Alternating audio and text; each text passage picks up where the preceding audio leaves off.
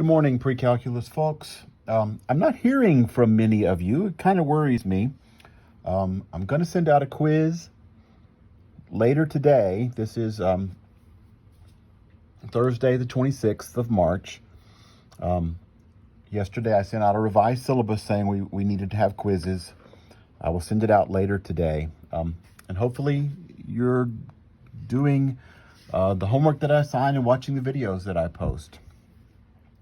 Here are some questions that people have had on homework. The problems on page 737, there's problem 55. The triangle's given to us in that problem, and we are asked to find all the missing parts. We're missing B, we're missing C, and we're missing that angle. And we need to find them. We're going to have to use trigonometry. And remember, the trigonometry formulas in a right triangle are SOHCAHTOA,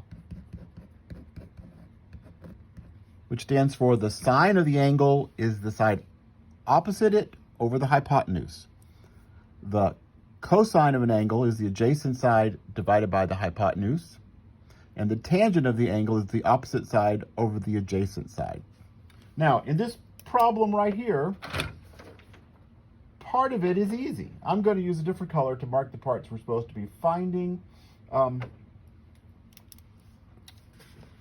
So for example, this part's easy right here.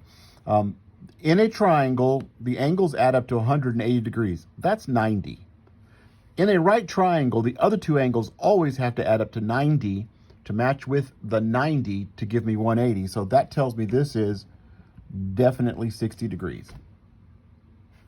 Now, finding these sides. The one I know, there's the 30 degrees. I also know 60 now, but I'd rather use the 30 since it was what was given to me. And if I made a mistake here, that would continue on into using that angle. So I'm going to use the one I'm given. I'm given an angle, and I'm given its adjacent side, the side next to it. Not the one across from it, that would be opposite. Not the one across from the right angle, that's the hypotenuse. I'm given the adjacent side to 30. I want to find, well, the hypotenuse, and I want to find the opposite. Let's work on the opposite first. I am given an angle and the adjacent side, and I want the opposite side.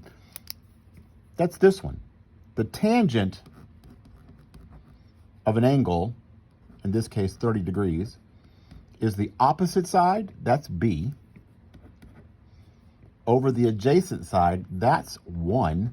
Look, this equation has already solved itself. B is the tangent of 30 degrees. Now, 30 degrees is a unit circle point.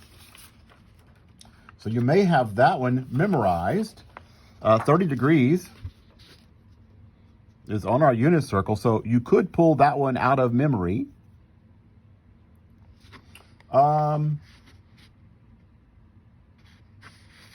And the tangent of 30, if you pulled it out of your memory, is defined to be the sine of 30 degrees over the cosine of 30 degrees. And we know the sine of 30 degrees is 1/2, and the cosine of 30 degrees is square root of 3 over 2. Those are unit circle points, and that's 1 over the square root of 3. Now, the other way to do that, of course, is to use your calculator. Let's check, always check. I am in degree mode. So I can find the tangent of 30 degrees.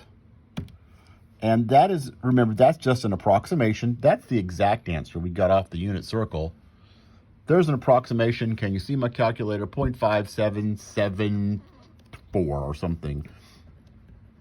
577. Let's just do that. Okay, so there's B.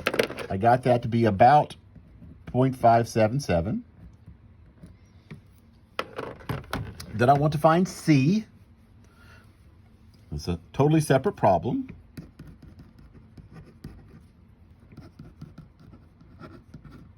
C, let's see.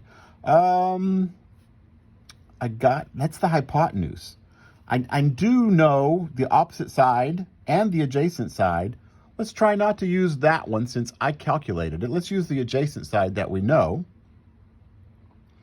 The sine of 30 degrees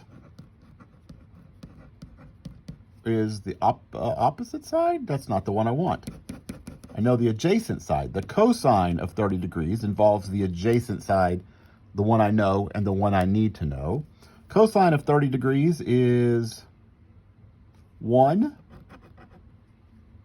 over C. Adjacent over hypotenuse. And let's see, if I solve that equation, C times the cosine of 30 degrees equals 1. C equals 1 divided by the cosine of 30 degrees. Let's see what we get there. 1 divided by the cosine of 30 degrees. 1.155 if I round it.